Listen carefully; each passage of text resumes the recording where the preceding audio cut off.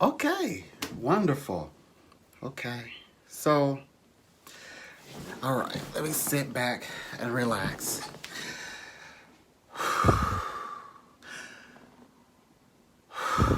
Okay, all right, so I'm back and I had to come back because I felt that I ended the last video, which was yesterday, a little slow. I mean, I think I got across what I needed to say, but it was kind of abrupt. I had a client, so I had to go. So I wanted to come back to sort of uh, bring up what I was, explaining. I am creating different tier levels so that anyone from any walk of life, they'll have access, and whatever the needs are, whatever the needs, they can be met, so we can come to some agreement. Because someone texted me and they were just addressing if they had one or two questions, how would I work with them? So I had to think about it. At the moment, I didn't know what to say to that. So it was a learning experience. So I have upgraded it. So all you have to do is follow the link and you could check it out to see which tier fits you, so that anyone who needs a reading, they can have access. Also, I am Isaac, and if you know where to find me, please do come find me. Yes, I guess in the last reading I shared a testimonial, and you know, okay, so I'm just catching everyone up. But we kind of got disconnected because my phone was going off, and I'm talking into the phone, and what are you gonna do? So I had to go with the punches.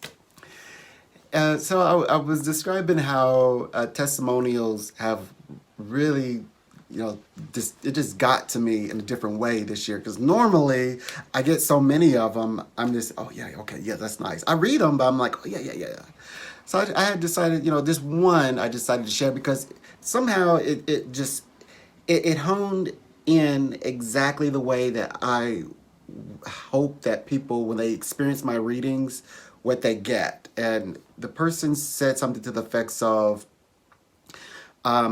didn't tell me what I wanted to hear, but told the truth. So I really liked that. And I've actually been going through, like, just, tens of hundreds of them. And there's some that I said, maybe I should like read slower. I think I'm skipping testimonials. I think I should get in the habit and practice. But I've got plenty of them to sort through that should keep me busy. But if I come across a few that are nice and touching, I'll share them.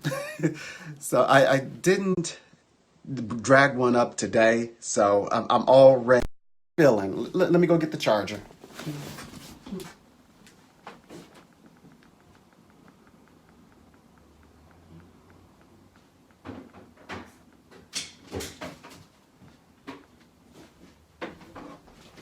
Whoops, whoops, whoops. Okay, so we're gonna talk, you guys. We're gonna talk. Okay, let me make sure. Okay. All right. Good. I don't mean to jump out at you. I'll try to sit back. I get a little animated, so excuse me. Okay. So, all right. So I had my big cards. What? Go get the cards.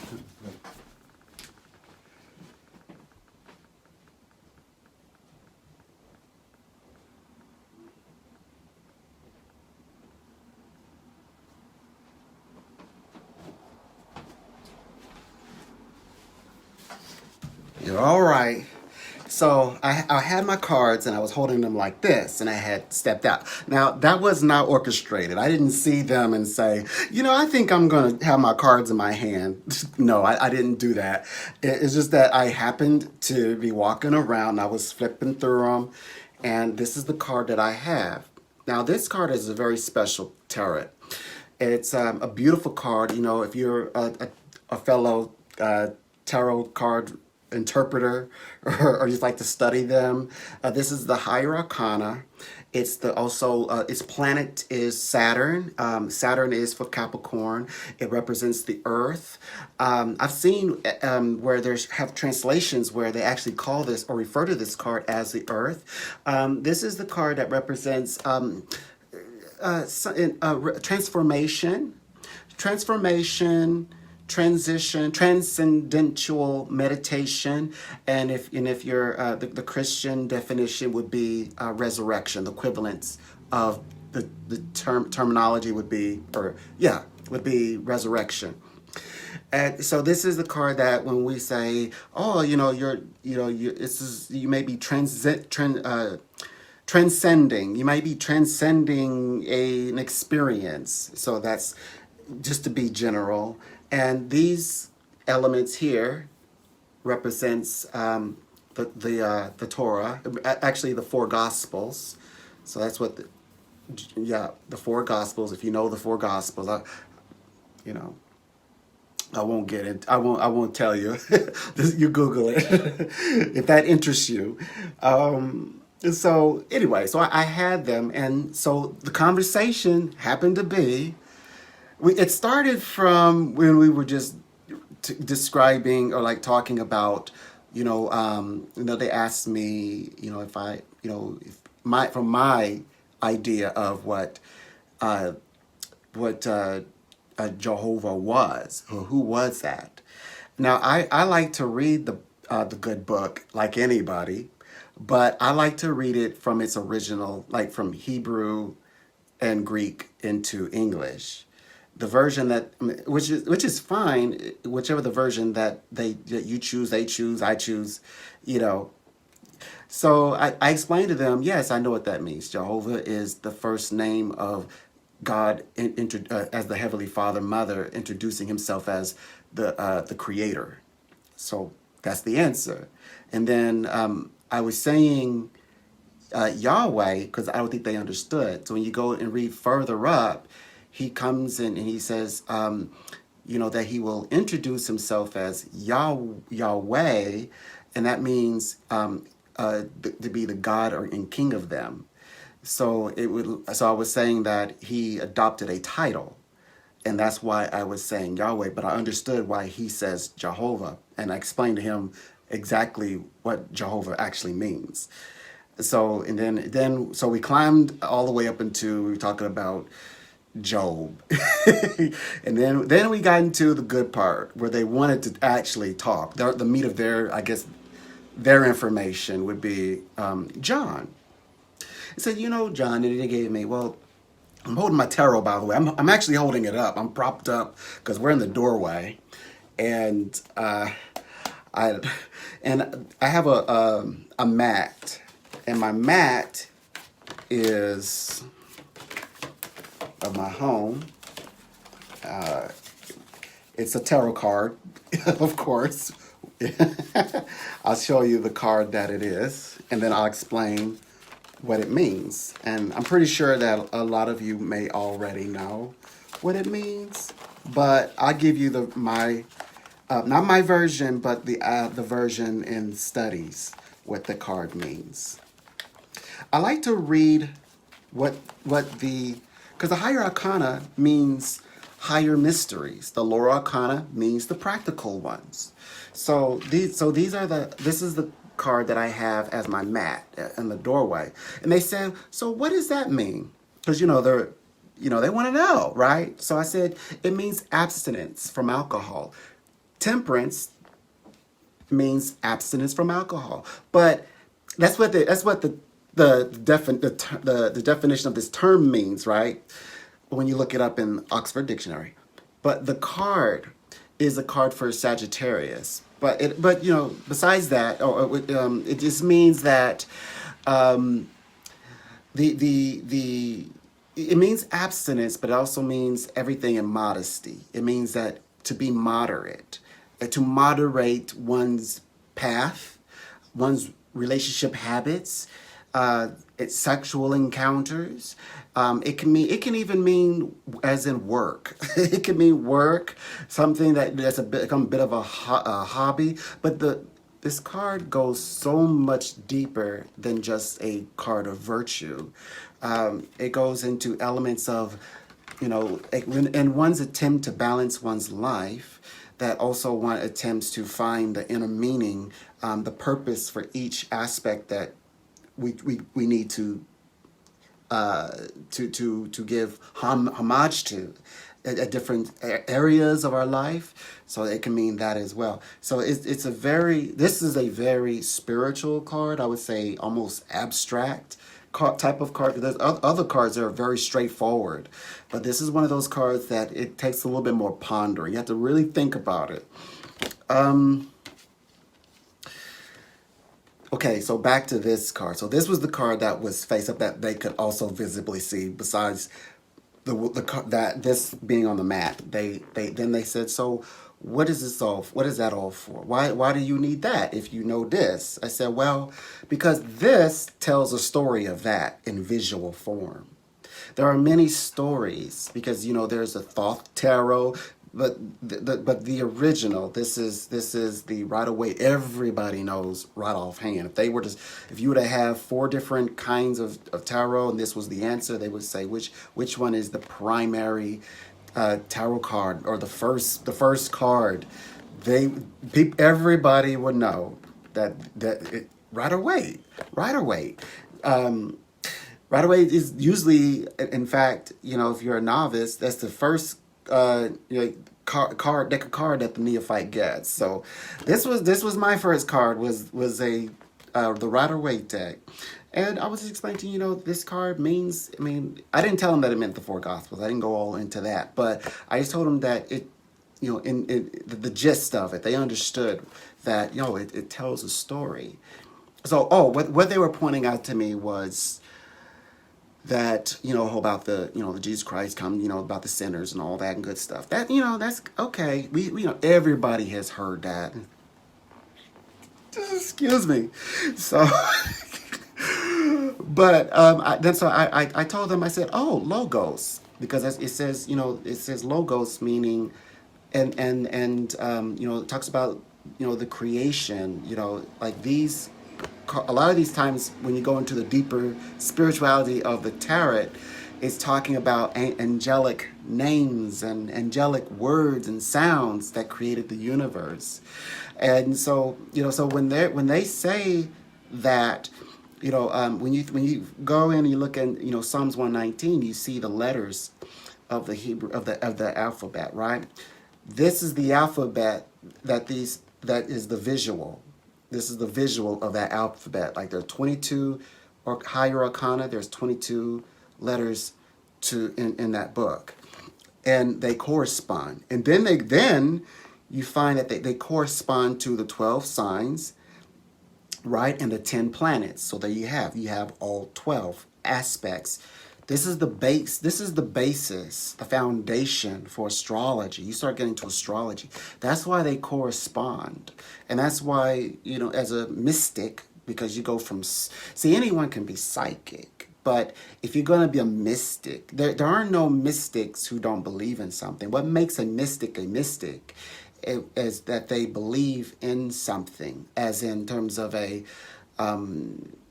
going to be a deity. It's going to be a higher power. So it's going to be a source or a creator. But anyone can be a psychic. That's why they say, look, I'm atheist, but I still believe in a sense of direction and purpose, and that there is an energy, in us that we can, find and even purposefully dictate our fates. And that's true. So if you are an atheist, yeah, you can be psychic, because there are plenty of atheists that say, every now and then I get those hunches, and they say they do believe in an energy. So, but they believe that they are the arbiter of their own desires and destinies, and that's okay. That's great, fine. That works for you. But to be a mystic, it's a little bit more. It goes a little bit more out there, a little bit more further, because there's something you're witnessing in nature that you're seeing you know, you're seeing the hosts of a heaven or any dimension of what you might perceive as a place in the ethereal. I'm gonna say heaven, okay? You can make it as complicated, you know, as you like, but that just moves throughout nature. It moves throughout nature. So, and so I was just, you know, explaining to them, you know, a little bit that this is a of the visual format of what you're saying, and then I expressed to him that, by the way, the book is not about like sinners. You don't have to like so blatantly say that, right? It's really about initiation. It's the logos is it's about the word, and it's about the ability to be initiated in the water. The Baptist, the John, talks about the water, of like, hey, this is the water in which you will go forward and you will become initiated, and then you can begin your journey. But then, of course, it talks about that the John is that they're describing is a light. So they miss the fruits. They miss the fruits, which I picked up on. Like when I was talking about my Job analogy, and I was saying that there were many times in which, that book has nothing to do with a devil, which we also have the card. Let me show you. I know you know the devil card, but it's the devil card that people refer to as the Baphomet. But nonetheless, that is the devil card. Well, they were saying that well, as I was taking them through the story, they would chime in from time to time, but I wind up where they lost control because I wind up telling the story, and they were compelled by listening to the story, which is good, and that means I'm doing my job if they're listening, right? And what I found interesting was that they were so eager to match what this character life was about into their own modern life. As they say, well, what context does that have to do with this life today? Well, it doesn't, because you have things at your disposal readily that they did not have. It's a story to tell a story, but then there are these principles in which the story is based, where the references are being stated, and that's where they were missing. The fact that there are many times where Job had choices, and which he could have done anything under the sun. There was nothing holding him back. Now, the reason why I brought up the devil is because people make that book all about this.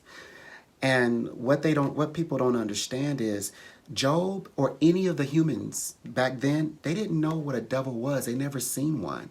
They didn't know the devil or the entity that went amongst the heavenly hosts and said, God, your creation ain't about nothing. They're ramping it up, and I ain't even introduced myself yet. This is the stuff they're doing on their own. And then God says, well, Job, and he said, Job, I bet you babysitting Job, giving him Annie up, and if you stop, he come to know what the rest of the world know, what they're doing, and he did that. Now Job didn't know he didn't know anything about this conversation. He didn't know the devil. He didn't know that there was somebody behind the scene that was like bagging on. Could you imagine? Let's say Job. Let's say you were asleep. You're Job in personification. You wake up on the other side, and you open your eye, and you have an entity, someone alien, someone strange. Well, in the context in the text that I read from, when you translate, they actually use the word alien, which means foreign. It's nothing against the use of alien today, but it means foreign. So the word alien is in the original scripture. So, but it's meaning as in foreign, as far as I could tell. It doesn't mean, I guess, then it probably would have meant outer space. uh, so imagine waking up and then so you open up your eyes, you're hazy and your eyes focus, and you've got an entity looking at you like this, like how dare you be here, how dare you be something, and you don't even really understand the fullness of that something, of how unique the source has created you. You don't know what the fight's about, you don't know what the beef's about, but you just know, you could feel the tension, like, as though you're made to feel like you're not supposed to be present here, existing. And so now, again, that was just to give you an idea of what Job is witnessing. He is witnessing this, but he doesn't know anything of the conversation that has been had. And now this is in the courts. That means the whole heavens, the entire royal courts, have this conversation with this entity. And I'm not bashing, by the way, but it's just what the experience would have been. And so if he knew that, first of all, that he had somebody banking on him, that he's going to lose, wouldn't that give him a little bit more incentive to stick it out? Like, oh yeah, I know this is a test. But he didn't have that luxury like we got. We have that luxury. Unlike Job, we have that luxury. We know that even if it's not the devil, it could be whatever entity, person. You're like, you have an idea. Yeah, they exist. Something like that exists. But he would not. He didn't know that there was a bet. There was a betting on his downfall. He had no clue at all, and he would not have known, even to the points where he's being led up to where he's having the discovery, where he has lost everything. He had every opportunity. That's my point. Every opportunity to go with the rest of the world. He had women from his that were his people, from his own, I guess we could call them tribe, telling him, look, get on board. We had the guys saying, come, let's go have a nice guy's night out. He could have done me because, okay, so this is what was said. He says, well, Job didn't do any of that because he was married. And I'm like, did you miss the point? You see it was a flip? The very first paragraph is about him losing. He lost his one marriage. He lost that. That means even on biblical standards, if somebody dies, I mean, first of all, he can divorce if he wants to. But even if he goes, well, no, he's married, he's a good guy. Well, his wife had passed away, so he could actually go on to marry or do whatever he could at least marry. But being a human being, a warm-blooded male, he could actually go out and he could go out there and find him, someone. And so it kind of defeats the purpose. So it was just kind of just the person, nice person, older gentleman. I bet he's well read, but he put that out there, and it was just so loose, and it was so random, and it didn't have an effect. But that was the only mishap, I would say. That if I was judging, that's the only issue that I have. But when we worked past that, and I didn't bring it up that, hey, look, yeah, he still could have, because the whole point is that after having lost everything, he gets everything back, and everything is doubled. So like if he had 700, he got 1,400 back cattle. He got all that back plus his family, big family. But it's like it's kind of like Job got to do the butterfly effect. I wonder if that's where they got that from, because basically.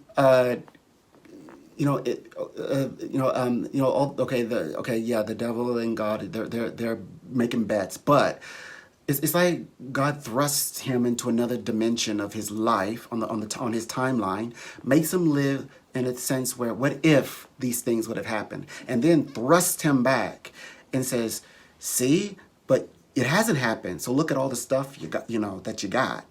And then so it's like when he goes back or forwards, whatever the time scheduling is, how it is, he had time to buff up security. That's what he did. It's like the source downloaded him with combat information, proper cropping information, proper cattle breeding information, proper, be more holistic information, and he worked it. He was able to protect the women, because remember, he had a lot of daughters. And he had the sons, and he made it where his daughters could grow up and to be women. It says protected, and the men were able to. They were prepared to to make the ship run, and so that's what the story is really about. The not gaining the knowledge. I mean, being shown the stars in the heavens beyond all consciousness, as Freud says, finding the individual self, waking up to at some point to realizing that the non-true self, the non-self, is the desires to want to connect with one's instincts, rather than going to the higher, taking on the higher self, the higher mind, or what I read was called the superego. The superego. So yeah, so there's a lot of stuff there. So that's what this card means. Literally transcendence. So that's what he did. It's about a man who transcends his life and literally changes his. So can people quantum leap and change their realities? That's what this. Yeah, heck yeah, he can. He did it. Yeah, you can change your realities, and that's what this was about. But then we got to that one part where he's like straight up, like that's all he came to do was just just throw it out there to. We're all bad. No, it's more spiritual than that. He paved the way for free choice. The logos, the Jesus Christ. So Yeshua, he paved. The story says he paved the way for freedoms to understand and have the ability to connect with one's higher being, higher self, being in existence, and. Because there's a distinction between the baptism that John's talking about and the baptism that the Christ is talking about, which would be one is of water, one is fire. Now, fire, and I'm going to leave with this because then I want to spend the rest of the time in meditation. But the fire represents life. Fire is associated to like signs like Aries, Leo, Sagittarius. Which that's what this card, yeah. And creativity is fire. It means youthfulness. It means the divine spark. So that's what it meant. So fire isn't like life life baptize you, as in life will show you a thing or two. Life will carve and forge and things of that nature. And so that's what he's talking about. You'll learn, you'll get it, you'll get through there, you'll march through it. But in order to begin that journey, your mind has to be able to filter through. You have to have the right lens, and the lens that I felt that was introduced, they were so eager to go straight to the world bad that. They're missing the higher element, the story. Because if I'm hearing that at the door, I don't know what I'm going to be listening to once I'm in. It might just ride on, and that just keep beating on like bad, the word bad, when there's so much higher frequency to tap into, like the frequency of free will, which is highly expressed. Because imagine. If you're given the ability to have access to anything you want, and you don't know the repercussions, in Joe's place, he wouldn't have known the repercussions, and nor will he have ever. He would not have known the benefits, the reward. He didn't know any of the. He didn't know that there was a reward at the end. He did not know that there was any further repercussions as he goes forward. To learning how to change his perspective of the world. Now the whole story isn't about him just getting beat up. And actually, he was in a journey of where he was being, the angels were all around him. It's like he became transcendental medium, like because he was channeling spirit the whole time, and he was gaining wisdom. He was gaining wisdom the whole time. So anyway, so that's that. Anyway, so anyway, the whole purpose, I don't even know why I went on this side reel. So the whole purpose of me coming back was to say, I'm going to start having my videos where I'm video recording me answering, or my style. Okay, this is not the style, a patent style, it's not it's because if you want to use it, you can use it. It's not a style in which, oh yeah, you got to do it this way. But I like to take certain questions and then, they're going to be questions that are anonymous, but they're questions that are from my clients. So maybe I've already worked with the question, but I want to demonstrate like how one might answer a question like that. I have been getting some very bizarre, like practical type questions that maybe don't have any spiritual approach. Rather, they have a more practical approach. Yes, so that would be the Laura Arcana stuff. So I'm keeping aware of what kinds of questions people are asking. Now, I did say that in recent, I guess, discussions that this year, especially this last 6 months, have been about very monetary experiences. It's about money. It's about property. It's about the real estate persons. People are in real estate. All about that, and people are finding that they have the ability to launch businesses, expand their expand or launch or PR or something like that, or wrap up a project before 2020, then to set it into motion just in time into the new year. So that's pretty much what this entire year has been in preparation for that experiences. So if you've maybe been dealing, have let's say business in mind, whether or not if you should, leave that 7-year company. You've been there 7 years and you're wondering, is this the right time for you to go forward? Maybe the energy's funny, so that's, I've been talking a lot about that. Yeah, so that's where we have been.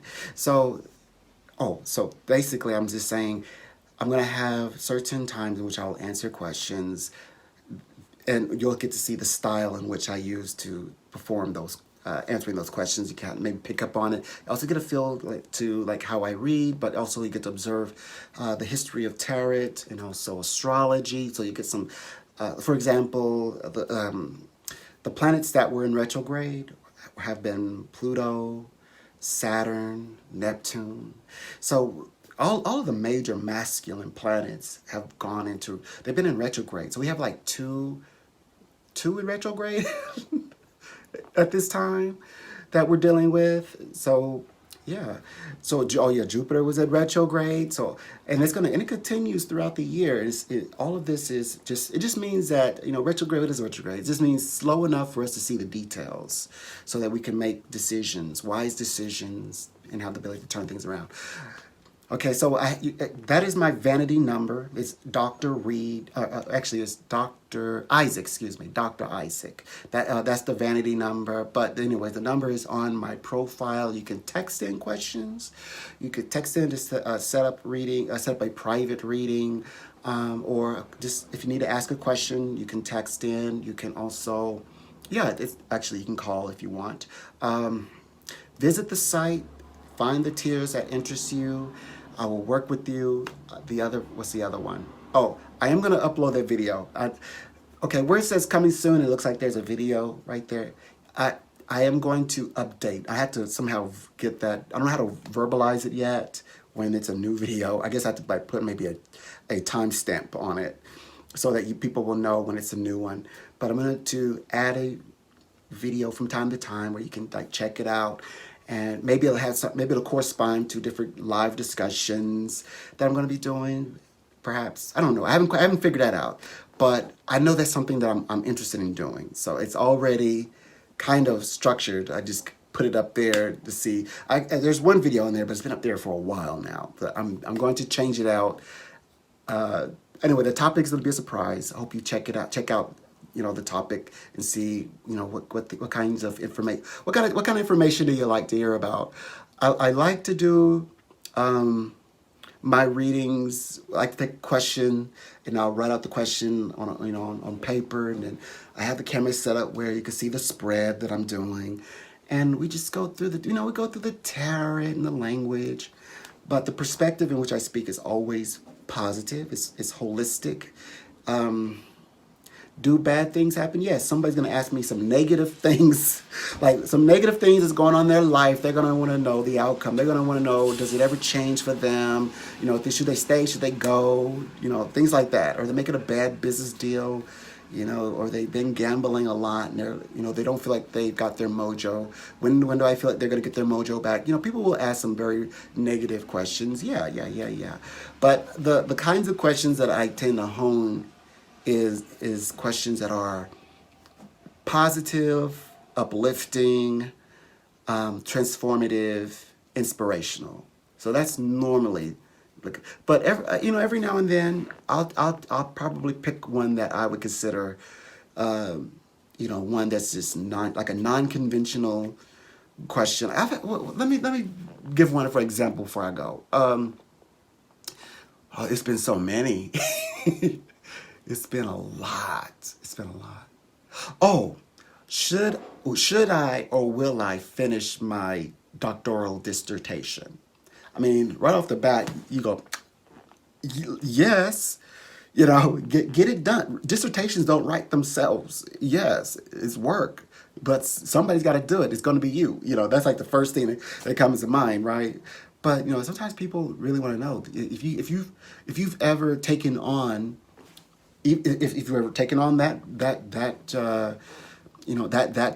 challenge, or any challenge in which some people talk about it, about like me, putting together a video consistently. That it could be that, will you ever get to the gym, and actually stick with it, or diet, so things like that. People do ask these kinds of questions, especially of the past month. I've been getting a lot of those I don't know questions, like, I don't know, how do you feel?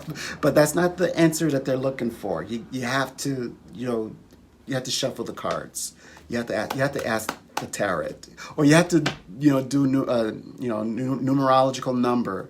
You have to look, ask them to hold their hands up and show you their palm, or something. Something. You gotta connect with it spiritually. They want spirit to tell them. So it's good because it gives you a chance to look at readings from a different perspective. You can go into the universe and say, okay, look, I'm here. It's December. And if you see them, hey, I see you procrastinating, or hey, I see you getting it in, hot off, your printer, it's warm to the touch, you got the format right, writing down, everything is correct, good, just start with it, start today. The moment you hang up with me, you're gonna go right in there, you're not even gonna think about it, you're gonna bring down your books and your notes, and you get back into writing. So yeah, I'm working with a few. Earlier this year, I was working with a few. They're in residency, and they're crossing over into. I guess it would be from residency into I guess pre-med. I had a few of those, and so we were coaching through that, and then we were coaching through. Now the big thing is people. I have one working on their masters, but then I have like a few.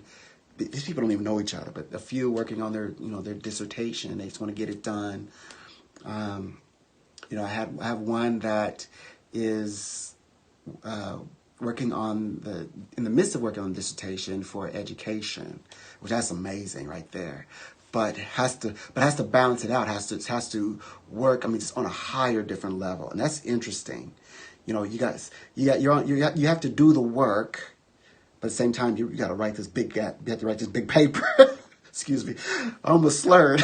But you gotta write this big paper that's enormous, and then you have to like, and you got both of them have to be perfection. Anyway, so that's the level. But I also have a few people, you know, that you know, just want to know just the day-to-day stuff. You know, will they be okay? And yeah, that's another topic. We're gonna have that topic maybe later. I'll try to come back and do another sit down, and just keep checking for me. We'll see what we're gonna talk about as time progresses. And good luck. Have a great day. I'm gonna have a great day. I'm gonna enjoy my readings, and I feel like I did something today. I achieved the goal. I wanted to do a broadcast. I did it. So I'm in this with you all. There's things I want to do too. And with that, what I've been saying as my goodbye, I used to say love and light. Love to me means just, you know, respect, good day. Light means the most positive, because usually when I say light, I have said something positive into somebody's world. From a point of a practitioner. So usually it's the people who say love and light. It was coined by practitioners. So usually they would have, you know, worked with the client and in a meditative, like through meditation, and that client is thinking about like, hey, you know, I'm interested in asking my my employer for a raise, and I'm hesitant. And so the practitioner works with that person, not tell them how to go and march in there. And that's what a therapist or psychologist will probably do. But more so, like to find the cause, like what's causing this person. This is from a practitioner, holistic practitioner.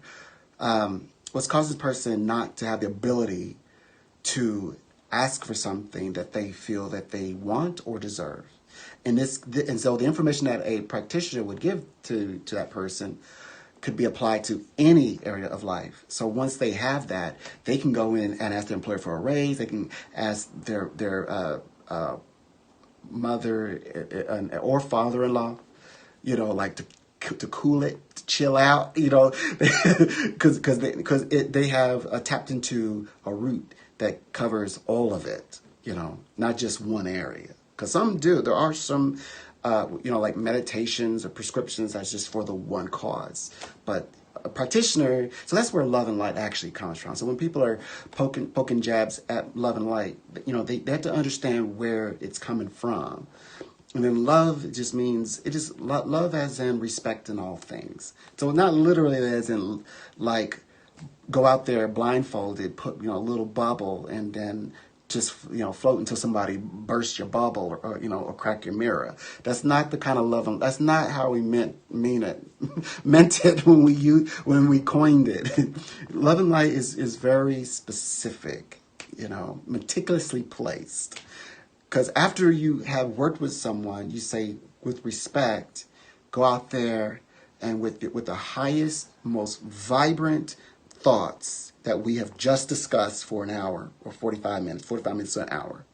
Go out there and you carve something out of yourself using these principles today that you've learned. The universal laws are on your side, and you're part of the universal consciousness. And you're petitioning today. You have your affirmation ready, right? Or your prayer, right? You're going to do this. You're going to be great. So that's what love and light means. So, but I'm going to say, I've been just saying blessed, like just BLESSED, blessed, period. Blessed, and we'll talk again soon.